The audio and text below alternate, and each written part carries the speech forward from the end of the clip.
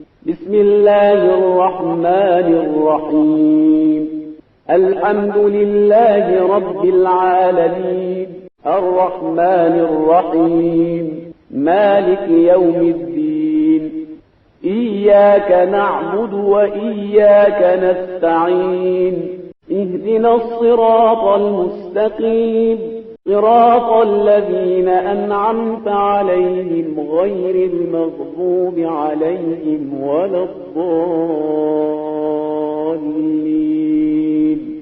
اعوذ باللہ من الشیطان الرجیم بسم اللہ الرحمن الرحیم الحمد لأہلہ والصلاة علی اہلہا السلام علیکم ورحمۃ اللہ وبرکاتہ۔ آؤ کتاب پڑھیں۔ اس سلسلے میں ہم آپ کی خدمت میں چہاردہ معصومین علیہم الصلاۃ والسلام کے حالات زندگی پیش کر رہے تھے۔ آئیے گفتگو کو، اور ہماری گفتگو الحمدللہ پیج نمبر 345 تک پہنچ گئی تھی۔ آئیے گفتگو کے سلسلے کو حالات زندگی چہاردہ معصومین سے متعلق کتاب رہبران معصوم علیہم السلام کو شروع کرتے ہیں، اور ہماری گفتگو کا آغاز ہوتا ہے پیج نمبر 346۔ امام اور والیان حکومت۔ امام زین العابدین علیہ السلام کو اپنی دوران زندگی میں مختلف قسم کے ظالم و جابر حکمرانوں کا سامنا کرنا پڑا۔ مثلا یزید، مروان، حکم، عبد الملک بن مروان، ولید بن عبد الملک، ان میں سے ہر ایک اپنی صنف میں شاہ فرد تھا۔ اس وقت کے سماج اور ماحول کا صحیح اندازہ اور تصور کے لیے بعض واقعات قارئین کی یا سامعین کی خدمت میں پیش کیے جا رہے ہیں۔ امام حسین علیہ السلام کی شہادت کے بعد مدینے سے کچھ لوگ سن 62 ہجری میں شام گئے۔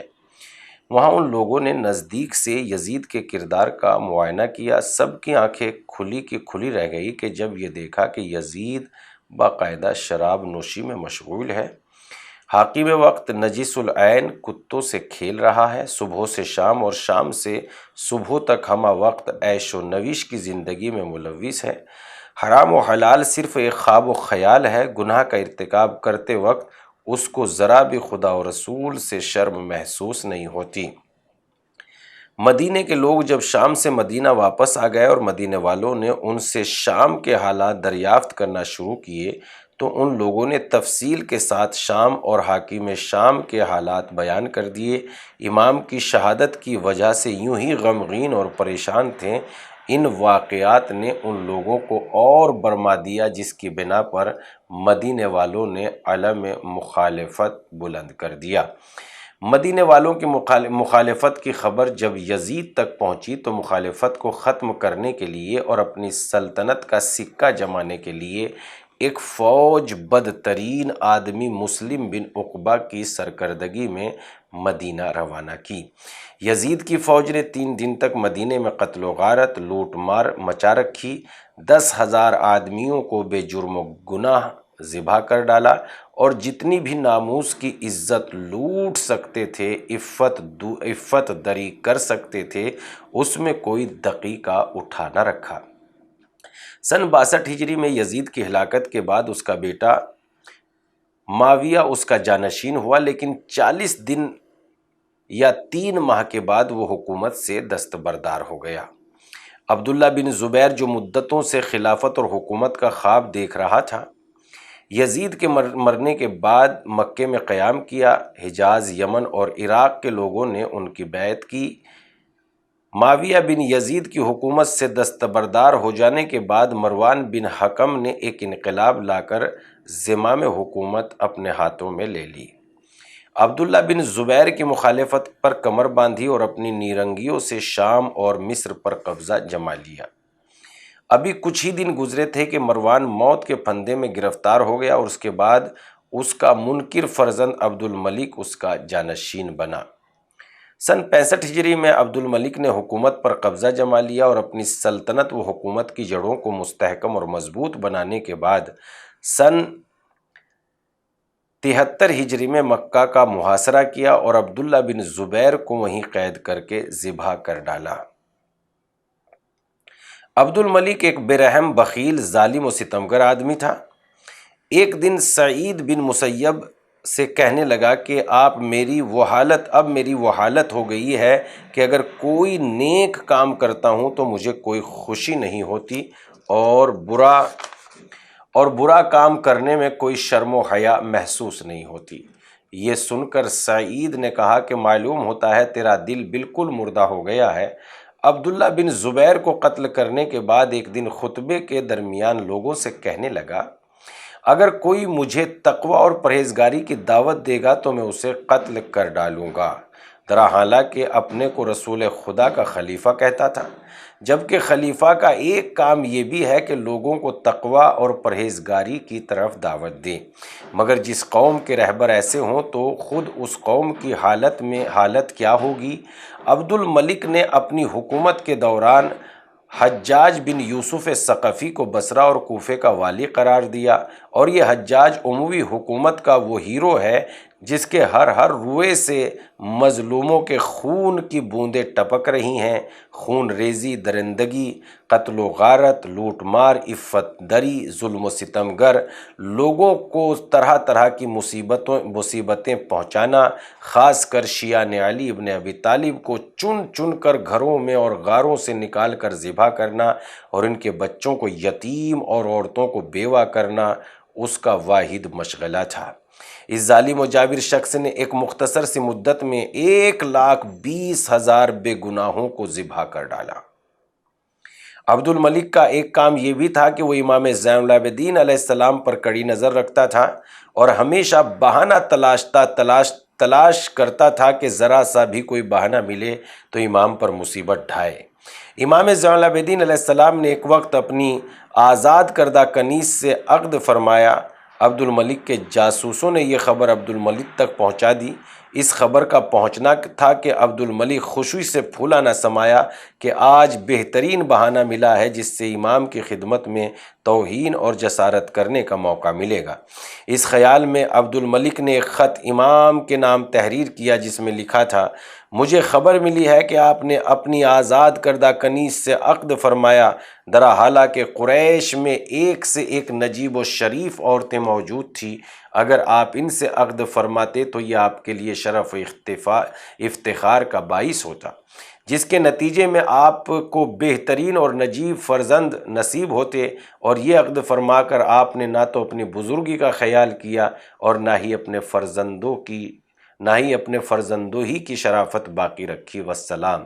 امام علیہ السلام نے جواب میں تحریر فرمایا، تمہارا ارسال کردہ خط ملا، اس میں تم نے مجھے اس بات پر ملامت کی کہ میں نے کیوں ایک آزاد کردہ کنیز سے عقد کیا، جبکہ قریش میں ایک سے ایک نجیب و شریف عورتیں موجود تھیں، اور ان سے عقد کرنا میرے اور میرے بچوں کے لیے شرف کا باعث تھا، درا حالانکہ تم اس بات سے بے خبر ہو کہ رسول خدا صلی اللہ علیہ وآلہ وسلم سے بڑھ کر کوئی شریف و نجیب نہیں ہے، یعنی جب ہم رسول خدا کے فرزند ہیں تو اب کسی شریف و نجیب عورت سے عقد کرنا ہمارے لیے کوئی شرف کی بات نہیں ہے، بلکہ ہمارا اس سے عقد کرنا اس کی شرافت میں اضافے کا سبب ہوگا۔ واہ! تم کو معلوم ہونا چاہیے کہ جو شخص دین خدا رسول میں پاک و پاکیزہ ہے اسے کوئی چیز ضرر نہیں پہنچا سکتی۔ خداوند عالم نے دین اسلام کے سبب تمام قسم کی پستی اور کمی کو ختم کر دیا۔ بزرگ و شریف وہ ہے جو مسلمان ہے، اگرچہ وہ ایک فقیر و غلام ہی کیوں نہ ہو، لہٰذا اس سے عقد کرنا کوئی بری بات نہیں ہے۔ عبد الملک نے ایک مرتبہ وارث رسول کی توہین کی خاطر اور لوگوں کو ڈرانے اور دھمکانے کے لیے امام علیہ السلام کو شام طلب کیا، اور اس طرح کی مصیبتیں امام کو پہنچائی، پھر دوبارہ مدینے واپس کر دیا۔ سن 86 ہجری میں عبد الملک کا انتقال ہوا۔ اس کے مرنے کے بعد اس کا بیٹا ولید اس کا جانشین ہوا۔ یہ بھی اپنے آباء و اجداد سے کم ظالم و جابر نہ تھا۔ جلال الدین سیوطی اپنی کتاب تاریخ الخلفاء کے صفحہ نمبر 223 پر ولید کے بارے میں تحریر فرماتے ہیں، کان الولید جبارا ظالما، ولید جابر و ظالم شخص تھا۔ ولید نے حکومت سنبھالنے کے بعد پہلا خطبہ جو دیا تو اس میں کہا، جو شخص میری مخالفت کرے گا اس کی سزا قتل و غارت ہے، اور جو شخص خاموشی اور سکوت کی زندگی بسر کرنا چاہے گا، خاموشی اور سکوت اس کی موت کا سبب بنے گی۔ ظالم و جابر بادشاہوں کی طرح ولید کو بھی ہمہ وقت خطرہ لاحق رہتا تھا کہ امام زین العابدین علیہ السلام کی شہرت اور ان کی محبوبیت اور ان کا علمی مقام اور ان کی رہبری کہیں اس بات کا سبب نہ بن جائے کہ لوگ ان کے گرویدہ ہو جائیں اور وہ میری دکان خالی ہو جائے۔ یہی وہ سبب تھا کہ جس کی بنا پر ولید نے امام کو مسموم کر دیا اور زہر دیا۔ ان تمام واقعات اور تاریخی شواہد کو سامنے رکھتے ہوئے یہ بات بالکل واضح اور روشن ہو جاتی ہے کہ امام زین العابدین علیہ السلام کی ساری زندگی ظالم و جابر اور ستمگر حکمرانوں کے زمانے میں گزری، جس کے نتیجے امام کو کبھی بھی سکون و اطمینان کی سانس لینے کا موقع نہ ملا۔ امام کے جتنے جانثار اصحاب تھے ان کو قتل کر ڈالا، جس کی بنا پر باوفا اصحاب کی تعداد زیادہ باقی نہ رہی۔ لیکن اس پر آشوب زمانہ میں بھی جبکہ ہر طرف سے ظلم و ستم کی آندھیاں، استبداد کے طوفان اٹھ رہے تھے، امام خاموش نہ بیٹھے بلکہ رہبری کے فرائض انجام دیے۔ اس زمانے میں امام علیہ السلام نے ایسے شاگردوں کی پرورش کی جس وقت امام محمد باقر اور امام جعفر صادق علیہم السلام کو ذرا آزادی ملی تو تبلیغ اسلام اور معارف کی نشر و اشاعت کے لیے امام زین العابدین علیہ السلام پہلے سے میدان ہموار کر چکے تھے، اور یہ شاگردوں کی پرورش اور تربیت وہ عظیم کارنامہ تھا جس کے ذریعے اسلامی اقدار، تعلیمات اسلامی محفوظ رہ سکے۔ امام محمد باقر اور امام جعفر صادق علیہم السلام کو جب موقع ملا تو ہر طرف سے تشنگان علم و دانش امام کے گرد جمع ہونے لگے۔ تب لوگوں کو معلوم ہوا کہ امام زین العابدین علیہ السلام نے خاموش رہ کر بھی کتنا عظیم کارنامہ انجام دیا ہے۔ اصحاب باوفا کی قلت کی بنا پر امام ظاہر جہاد نہ کر سکتے تھے۔ ایک مرتبہ ایک شخص مکے کے راستے میں امام کی خدمت میں حاضر ہوا اور کہنے لگا، آپ نے جہاد کی سختی اور تلخی کو چھوڑ کر حج کی سہولت اختیار فرمائی۔ امام نے اس شخص کے جواب میں ارشاد فرمایا، اگر میرے پاس با ایمان، وفادار اور فداکار اصحاب ہوتے تو میں حج کے بدلے جہاد کو اختیار کرتا۔ ابو عمرو ہندی کا بیان ہے کہ امام زین العابدین علیہ السلام فرماتے تھے کہ مکہ و مدینہ میں 20 عدد اصحاب با ایمان و فداکار واقعی نہیں ہے۔ آپ ذرا غور کریں کہ کن حالات میں ائمہ ہدی علیہم السلام نے ہم تک دین پہنچایا۔ امام اور مسلمانوں کی تعلیم و تربیت۔ واقعہ کربلا کے بعد جب امام کوفہ و شام میں فتح کا اعلان کر چکے اور حکومت وقت نے مجبور ہو کر امام کو مدینہ واپس کر دیا، اگرچہ اس وقت زبان و قلم کی آزادی نہ تھی، مگر پھر بھی امام خاموشی سے حدیث پیغمبر اسلام اور علوم اسلامی کی نشر و اشاعت اور شاگردوں کی تعلیم و تربیت میں مشغول تھے۔ شیخ طوسی علیہ الرحمہ نے اپنی کتاب رجال میں 170 افراد کا تذکرہ کیا ہے جنہوں نے خود امام سے یا اصحاب امام سے احادیث نقل کی ہے۔ ہم ان میں سے 3 صحابیوں کا ذکر کرتے ہیں جو کافی مشہور ہے۔ سعید بن مسیب، ان کے بارے میں خود امام زین العابدین علیہ السلام کا ارشاد ہے، گزشتہ زمانے کے حالات کو سعید سب سے زیادہ جانتے ہیں اور اپنے زمانے میں سب سے زیادہ عقل مند ہے۔ ابو حمزہ سمالی، ان کے بارے میں امام رضا علیہ السلام کا ارشاد ہے، ابو حمزہ اپنے زمانے کے سلمان تھے۔ سعید بن جبیر، آپ کی علمی اہمیت اتنی تھی کہ علمی میدان میں آپ کو مقام حاصل تھا کہ لوگوں کا کہنا تھا کہ دنیا کا کوئی عالم و دانش مند ایسا نہیں ہے جو ابن جبیر کا محتاج نہ ہو۔ ایک مرتبہ سعید بن جبیر کو دستگیر کر کے حجاج ثقفی کے پاس لے گئے۔ حجاج سعید کو دیکھتے ہی، تمہارا نام سعید بن جبیر نہیں بلکہ شقی بن قصیر ہے۔ سعید، میری ماں کو بہتر معلوم ہے کہ میرا نام کیا ہے۔ حجاج، خلفاء کے بارے میں تمہاری کیا رائے ہے؟ آیا یہ لوگ جنت میں جائیں گے جہنم میں؟ سعید، اس کا جواب تو آخرت میں معلوم ہوگا۔ اگر میں جنت میں گیا تو اہل بہشت کو پہچاننے کے بعد جواب دوں گا کہ یہ حضرات اہل بہشت میں سے ہیں یا نہیں، اور اگر جہنم میں مجھے ڈال دیا گیا تو پھر وہاں کے لوگوں کو پہچاننے کے بعد جواب دوں گا کہ کون لوگ اہل جہنم ہیں اور کون لوگ اہل جنت ہیں۔ حجاج خلیفہ کے بارے میں تمہارا کیا عقیدہ ہے؟ سعید: میں ان کا کوئی وکیل نہیں ہوں۔ حجاج: تم خلفاء میں سے کس کو زیادہ دوست رکھتے ہو؟ سعید: جس کو خدا زیادہ دوست رکھتا ہے۔ حجاج: خدا کس کو زیادہ دوست رکھتا ہے؟ سعید: خدا اس کو بہتر جانتا ہے۔ حجاج: ہنستے کیوں نہیں ہو؟ سعید: کیوں کر ہنس سکتا ہوں جس کو مٹی سے پیدا کیا گیا ہو اور اس بات کا ڈر ہو کہ آتش جہنم اس کو نابود کر دے گی۔ حجاج: پس ہم لوگ کیوں اتنے زیادہ خوش ہیں؟ سعید: لوگوں کے قلوب یکساں نہیں ہوتے ہیں۔ حجاج: اپنے خادموں سے ان کو کچھ ہیرے اور جواہرات دے دو۔